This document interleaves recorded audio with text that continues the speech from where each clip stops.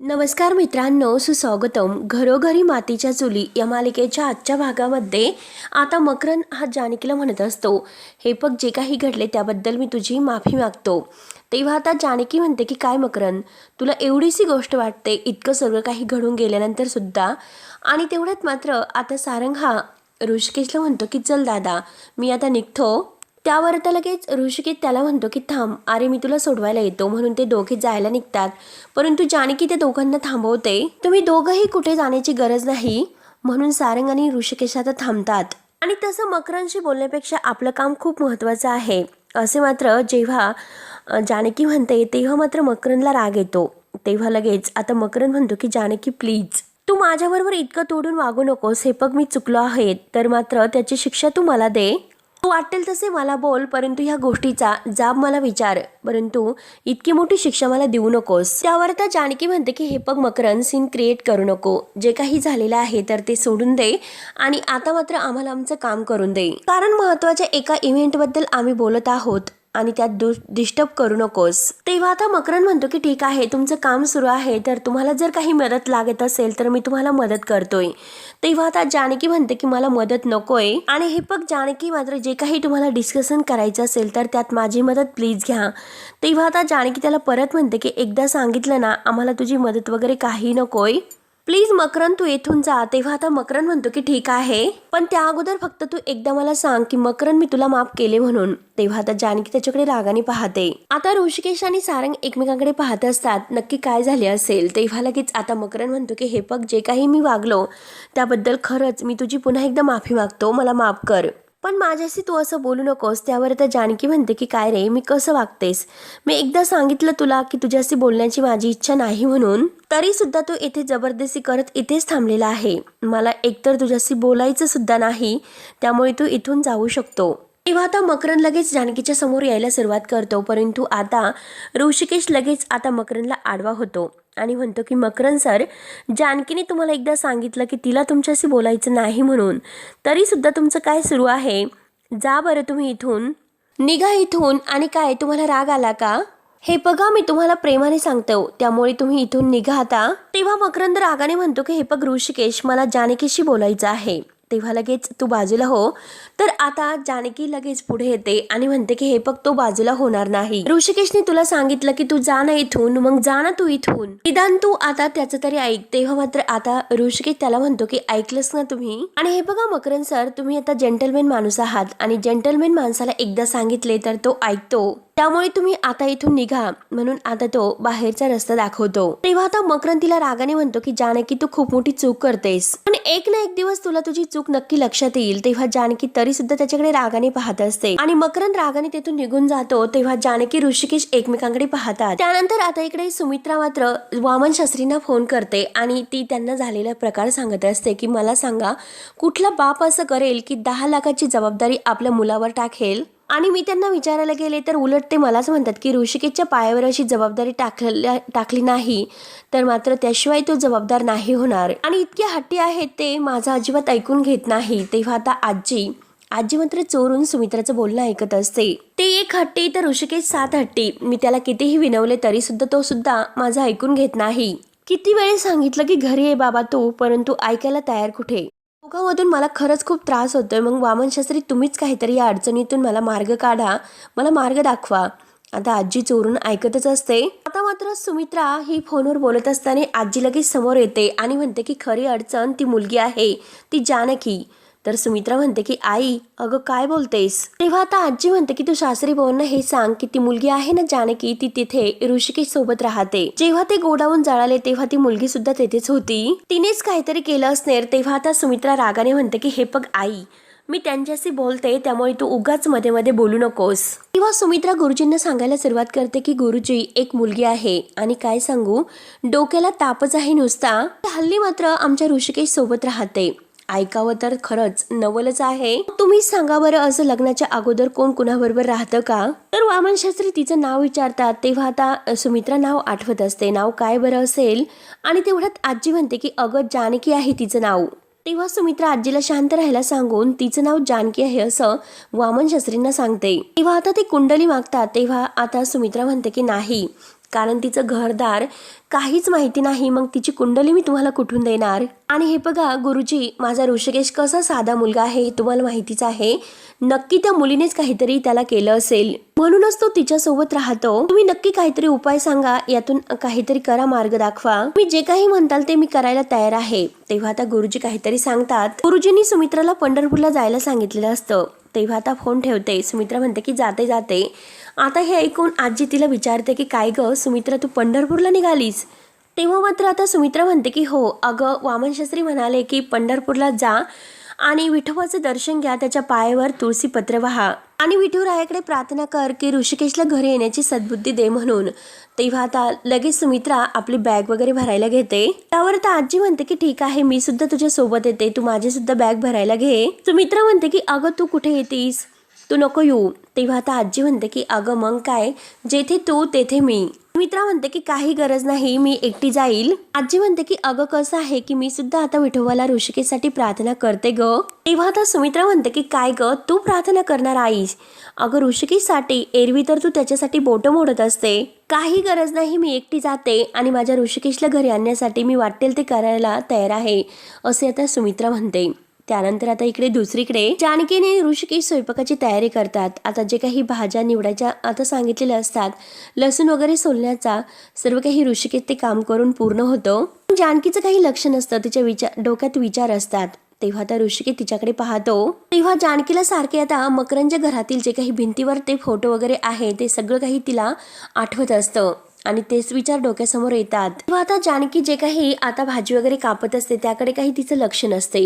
ऋषिकेश आता हे सर्व पाहतो आणि जानकीला म्हणतो की जानकी तुला एक विचारू का? तेव्हा कुठे जानकी आता भानावर येते आणि काय असं ऋषिकेशला पुन्हा विचारते. तेव्हा जानकी म्हणते की अरे बोल ना. तर आता ऋषिकेश विचारतो की तो मकरंद तुझ्याशी काही चुकीचं तर नाही ना वागला?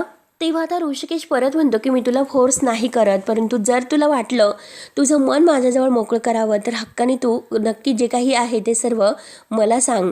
तेव्हा आता जानकी सांगायला सुरुवात करते की मुली जेव्हा मात्र आता मुलांसोबत अगदी हसून खेळून अगदी वागायला सुरुवात करतात, फ्री वागतात, मुलं मात्र त्यांच्याविषयी गैरसमज का करून घेतात. त्यावर तर ऋषिकेश विचारतो की म्हणजे काय? तर जानकीच्या डोळ्यात पाणी आलेलं असतं. जानकी म्हणते दीपक ऋषिकेश जेव्हा एखादी मुलगी एखाद्या मुलाशी हसून खेळून बोलते, त्याच्या सुखदुःखात त्याच्या सोबत असते, त्याच्या खांद्यावर हात ठेवून जेव्हा ती बाईकवर बसते, त्या सगळ्याचा काय अर्थ होतो बरं? तेव्हा आता ऋषिकेश म्हणतो की याचा अर्थ असा होतो की ती मुलगी जानकी सारखी बिनधास्त आहे. बघा तिला सगळ्याला आनंदी बघायला आवडतं, तिच्या वागण्यामध्ये कोणताही स्वार्थ नाही, कोणतीही खोट नाही आणि कपट तर अजिबात नाही. तेव्हा आता जानकी लगेच ऋषिकेश जवळ येते आणि विचारते की खरंच ऋषिकेश तुला असं वाटतं? तेव्हा आता ऋषिकेश हो असं म्हणतो. तर जानकी म्हणते की अरे मग तुला ते जाणवलं, मकरंदला का ते जाणवलं नाही? अरे कॉलेज पासूनचे मित्र आहोत आम्ही. अरे पण त्याने माझ्या मैत्रीचा वेगळा अर्थ काढला रे. त्याने आमच्या मैत्रीचा अर्थ प्रेमात केला आणि तो मकरंद अगदी खरंच चुकला. तेव्हा आता ऋषिकेश हसतो आणि म्हणतो की हे बघ जानकी, तुझ्या प्रेमात पडणं काही चुकीचं आहे का? तेव्हा आता जानकी म्हणते की तसं नाही, अरे कोणीही कुणाच्या प्रेमात पडू शकतं. उलट प्रेम म्हणजे ही भावना आहे ना, तर ती जगातील सुंदर भावना आहे माझ्यासाठी. अरे पण प्रेम व्यक्त करण्याची पद्धत असते आणि ते सर्व मी तुला नाही सांगू शकत. मी फक्त तुला इतकं सांगत आहे की मकरंद चुकला, खूपच चुकलेला आहे. त्यावर तर ऋषिकेश म्हणतो की मला नाही वाटत जानकी त्याचं काही चुकलं असेल म्हणून. तेव्हा आता जानकी म्हणते की ऋषिकेश काय बोलतो आणि ती ऋषिकेशकडे पाहत असते. त्यानंतर आता इकडे दुसरीकडे सुमित्रा मात्र आपली बॅग वगैरे घेऊन आता पंढरपूरला निघालेली असते आणि तेवढ्यात आजी म्हणते की अगं थांब सुमित्रा, मला सुद्धा तुझ्या सोबत येऊन दे. आणि तेवढ्यात तिथे नाना येतात. तेव्हा नाना म्हणतात की काय ग सुमित्रा, तू माझ्यावर चिडली आणि ऋषिकेश सोबत राहायला चालली का? तेव्हा सुमित्रा म्हणते की मी पंढरपूरला चाललंय विठोबाकडे नवस बोलायला. तेव्हा आता नाना म्हणतात की काय नवस? सुमित्रा म्हणते की हो, माझा ऋषिकेश लवकरात लवकर या घरात परत येण्यासाठी असं देवाकडे मी नवस बोलणार आहे. तेव्हा आता नाना म्हणतात की सुमित्रा, मला तुझ्या या वागण्याचा अगदी वीट आलेला आहे. मी ऋषिकेश सोबत जे काही वागत आहे तर ते त्याच्या भल्यासाठी वागत आहे. अगं त्याला वनवास भोगून दे आणि पुन्हा एकदा राम होऊन दे, इतकीच माझी इच्छा आहे. तेव्हा आता सुमित्रा म्हणते अहो तुमची कितीही लाख इच्छा असेल परंतु त्याचे जे काही हाल होतात, एक आई म्हणून मला ते नाही बघवत. आणि खरं सांगते की त्याच्यावर जी वेळ आलेली आहे तर ती त्या मुलीमुळे आलेली आहे. तेव्हा आता नाना म्हणतात की तिचा काय संबंध. सुमित्रा म्हणते की असा कसा संबंध नाही, तीच गेली होती ना त्या आगीमध्ये आणि तिला वाचवण्यासाठी आपला ऋषिकेश धावला. तिच्यामुळे हे सर्व झालेलं आहे आणि तिने मात्र माझ्या ऋषिकेशवर काय जादू केली हेच मला नाही समजत. हल्ली मात्र माझा ऋषिकेश माझ्याशी काही ऐकायला तयार नाही. तेव्हा आता नाना म्हणतात की सुमित्रा अगं काय हे, तू असं कसा विचार करू शकतेस बरं. सुमित्रा म्हणते की नाही काही झाले तरी चालेल. आता वामन शास्त्रीची माझं बोलणं झालेलं आहे आणि आता मात्र त्यांनीच मला सांगितले की तुमच्या मुलाला यातून जर वाचवायचं असेल तर तुम्ही पंढरपूरचं दर्शन घेऊन या. आणि जे काही ते सांगत आहे अगदी तसंच होत आहे. त्यांनी हे सुद्धा सांगितलं होतं की एकदा की ऋषिकेशचं लग्न झालं, बायको घरात आली, सगळं काही छान होईल म्हणून. तेव्हा आता नानांना इतका आनंद होतो. नाना आनंदाने म्हणतात की हीच मुलगी जर त्याची बायको होणार असेल तर. तेव्हा आता सुमित्राला राग येतो. सुमित्रा म्हणते की नाही, गमतीत बोलला ते ठीक आहे परंतु प्रत्यक्षात असं बोलू नका आणि ते होणार नाही, शक्य नाही ते. तुम्हाला त्याच्या भल्यासाठी जे काही करायचं असेल ते तुम्ही करू शकतात परंतु एक आई म्हणून मला त्याच्या भल्यासाठी पंढरपूरला जायचं आहे, विठोबाचं दर्शन घ्यायला. माझा नवरा आणि माझा मुलगा यांच्यामध्ये जे काही वितुष्ट आलेलं आहे तर ते दूर करण्यासाठी आणि माझं घर पुन्हा जोडण्यासाठी मला जावंच लागेल. म्हणून सुमित्रा बॅग वगैरे घेते आणि निघून जाते. तर आता नाना सुमित्राला सुमित्रा करत असतात. आजीला म्हणतात की अहो तुमची मुलगी चालली, थांबवा तिला. तेव्हा आता आजी ही सुमित्राला आवाज देते की सुमित्रा अगं थांब ना. तेव्हा आजी म्हणते की बघा झालं, गेली निघून. तेव्हा नाना पांडुरंगाला हात जोडतात. अरे पोराला घडवताना जर मी कठोर होत असेल तर देवा मला माफ कर म्हणून देवाला हात जोडतात. ऋषिकेशने मात्र जग जिंकून घरी यावं असंच मला वाटतं, इतकीच माझी इच्छा आहे. परंतु आता सुमित्रा तर ऐकायला तयारच नाही आणि सुमित्रा ऐकायला तयार नाही. त्यामुळे देवा तूच ते काही कर ज्याने मात्र त्याचं भलं होणार आहे तेच तू कर. राम कृष्ण हरी, राम कृष्ण हरी असे बोलत आता नाना आत जातात. आजी म्हणते की हो हो राम कृष्ण हरी. त्यानंतर आता इकडे दुसरीकडे ऋषिकेश जानकीला समजावतो की हे बघ जानकी तू सुंदर आहे, फक्त अगदी दिसायला नाही तर मनाने सुद्धा खूप सुंदर आहे, म्हणजे संवेदनशील सुद्धा तू आहेस. आणि हे बघ त्या दिवशी मात्र जेव्हा मी आता आईला घेऊन मंदिरात जात होतो दर्शनासाठी, आपण रांगेत उभे होतो तेव्हा मात्र तू फक्त स्वतः उभी राहिली नाही आणि जेव्हा मी आईला घेऊन आत जात होतो तेव्हा तुला बाहेर जी काही उन्हात अगदी माणसं उभी होती दर्शनासाठी त्यांची तळमळ दिसली. तेव्हा अगं तू लोकांच्या हक्कासाठी लढलीस, तुझं मत तू मांडलंस. तेव्हा आता जानकी आणि ऋषिकेश या दोघांना झालेला तो प्रसंग आठवतो. तर ऋषिकेश म्हणतो की कदाचित मात्र तुझा हा स्वभाव मकरंदला आवडला असेल. आणि हे बघ जानकी आमच्या मुलांचं कसं असतं की साधं तूप टाकून वरण भात सुद्धा आवडतं आणि झणझणीत मिसळ सुद्धा. त्यावर आता जानकी विचारते की म्हणजे काय. तेव्हा आता ऋषिकेश म्हणतो की हे सगळं तुलाच अप्लाय होतं असं वाटतं, कारण आता अनाथ आश्रमापासून आलेली ही जानकी अगदी जे काही माया देत आहे तर त्यामुळे सगळं काही अगदी वरण भातासारखं तूप घेतल्यासारखं वाटतं. जेव्हा तुझं बाहेरून मूड ऑन होतो तेव्हा मात्र तू झणझणीत मिसळ सुद्धा होते, कारण हे सर्व काही मी बघत आलो जत्रेच्या दिवसापासून. तेव्हा आता जानकी डोळ्यातील पाणी पुसते आणि म्हणते की काय रे ऋषिकेश, मला नाही कळत की तू नक्की काय म्हणतो ते. तेव्हा आता ऋषिकेश लगेच तिच्याजवळ किचन समोर येतो आणि तिच्या समोर उभा राहतो आणि म्हणतो जानकी काय आहे की तू सुद्धा मला इतकी भारी वाटते. एक प्रेम म्हणून मग मकरंदला नाव ठेवण्यात काय अर्थ आहे बरं. जानकी या जगामध्ये दोन गोष्टी खूपच अवघड असतात, एक म्हणजे स्वतःचं प्रेम कबूल करणं आणि दुसरं म्हणजे मनाचा मोठेपणा दाखवून सॉरी म्हणणं. मकरंदला मात्र तुझ्या प्रेमाची जी कबुली आहे ती समोर देणं खूप अवघड केलं असेल. त्यामुळे आता जानकी तुला जे काही मी म्हणतो ते कळते का. आता हे सर्व ऐकून जानकी म्हणते की ऋषिकेश अरे बाद झाले. तेव्हा आता ऋषिकेश म्हणतो की कमॉन जानकी, अगं एक मित्र म्हणून मी तुला हे सर्व सांगतो, बाकी काही नाही. आणि हे बघ आपण मकरंदचा जो विषय आहे तर तो बास करू, कारण जे काही मी अनुभवलेलं आहे तर ते तू नाही अनुभवलेलं, त्यामुळे आता मी त्याचा विचार नाही करू शकत. आणि या विषयावर सुद्धा आता आपण बोलायला नको, कारण त्याचा मला खूप त्रास होतोय, कारण मला मकरंद विषयी काही बोलायचं नाही. त्यावर आता ऋषिकेश म्हणतो की ठीक आहे नको आपण त्याविषयी बोलायला, आपण आपल्या इव्हेंट बद्दल बोलूयात, कारण मगाशी आपण खूप चर्चा करत होतो आणि आपली चर्चा ही राहूनच गेली. नक्की काय इव्हेंट करायचं आहे बरं जानकी. तेव्हा आता जानकी त्याचा हात धरते, त्याला किचन जवळून बाजूला करते आणि म्हणते की तू क्रिकेटचा इव्हेंट करायचं म्हणतो ते मला अजिबात पटलेलं नाही.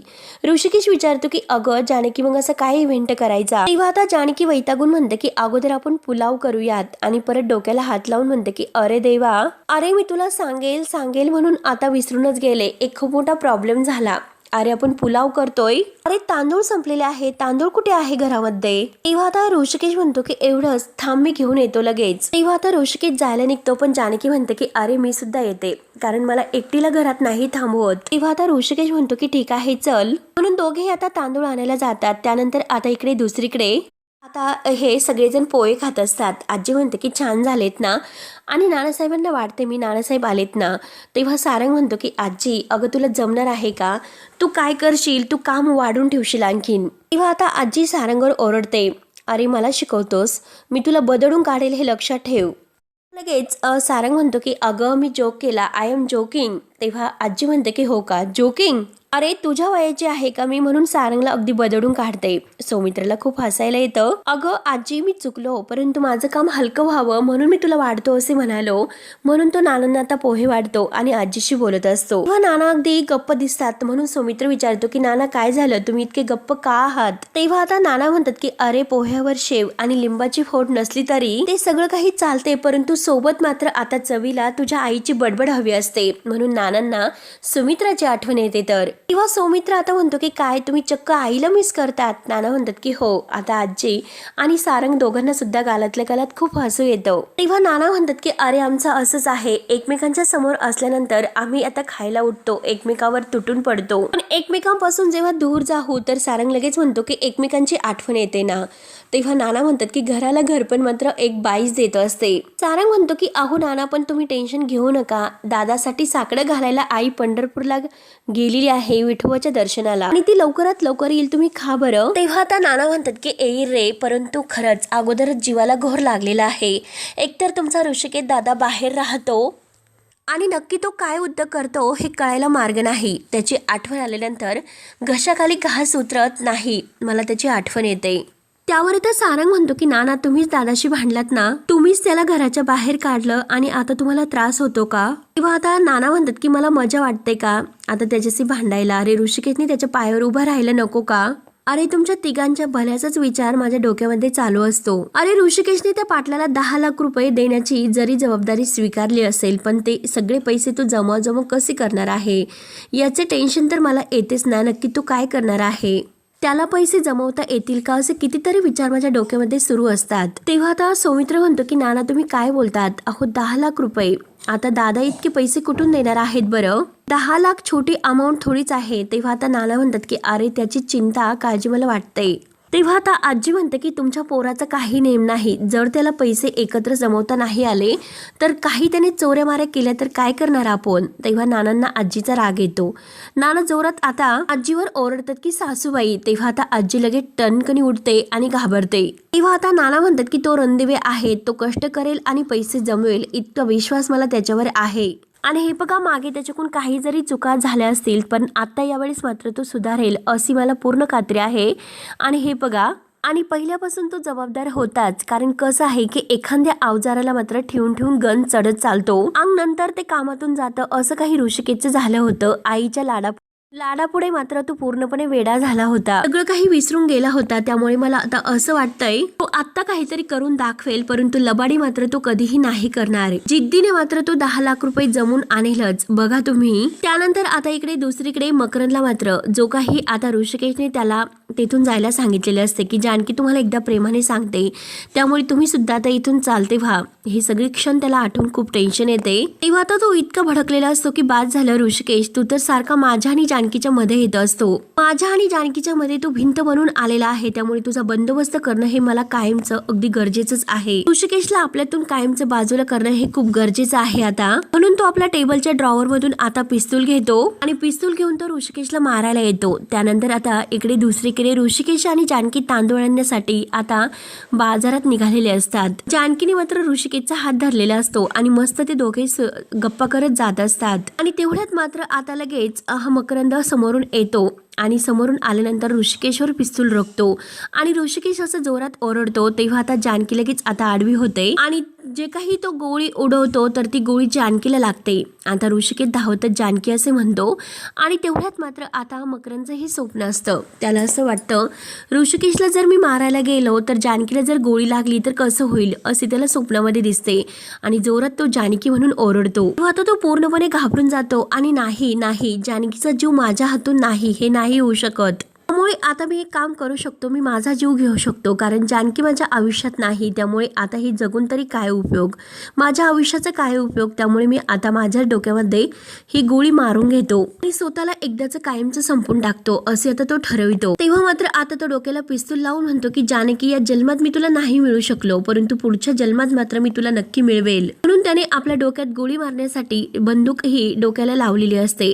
आणि शेवटी आता तो स्वतःचा जीव द्यायला जानकीसाठी तयार झालेला असतो. तर मित्रांनो, हा भाग येथे संपतो. पुढील भागामध्ये तेव्हा आता जानकी म्हणते की ऋषिकेश कसा आहे, कारण माणूस कितीही यशस्वी झाला तरी सुद्धा त्याचं हे यश बघण्यासाठी त्याची माणसंही त्याच्याकडे नसतील, ह्या यशाचा काही उपयोग नसतो. त्यामुळे हे बघ मला कधी कधी खूप एकटं वाटतं कारण माझं तसं म्हणणारं कोणीच नाही. तेव्हा आता ऋषिकेश म्हणतो की जानकी मी तुला कधीही एकटं नाही पडून देणार, मी आहे ना तुझ्या सोबत आणि ते पण कायमचा. आणि आता मात्र जेव्हा मकरंद हा स्वतःच्या डोक्यात गोळी मारून घ्यायला सुरुवात करतो तोच लगेच आता तेथे ही त्याची बहीण येते. म्हणजे आता जानकी सोबत जे काही नाटक करणारी आहे तर ती मुलगी. तर तेवढ्यात आता ही माया तेथे आलेली असते आणि माया आता ती बंदूक त्याच्या हातातून घेते आणि म्हणते की अरे तुझी बहीण आहे ना तुझ्या सोबत, जानकी तुला नाही मिळाली तर काय झाले, परंतु तुझं जे दुसरं रूप आहे ना ते नक्की तुला जानकीला मिळवेल. आणि आता दुसऱ्या रूपाचा खेळ सुरू म्हणून जो काही मास्क आहे तर तो मास्क मात्र ती आता ह्या मकरंदला लावायला देते. त्यानंतर मात्र आता इकडे दूध हे वर जातं. म्हणून आता ऋषिकेश म्हणतो की अरे यार झाला, आता घराला मात्र दुधाचा अभिषेक झाला. तेव्हा आता जानकी म्हणते की अपशकून झाला. तेव्हा आता इकडे मकरंदने मात्र तोंडाला मास्क लावलेला असतो आणि माया त्याच्या मदतीला आलेली असते. तर मित्रांनो, आता पुढे काय होईल हे बघण्यासाठी आपल्या चॅनलला नक्की सबस्क्राईब करत राहा. धन्यवाद.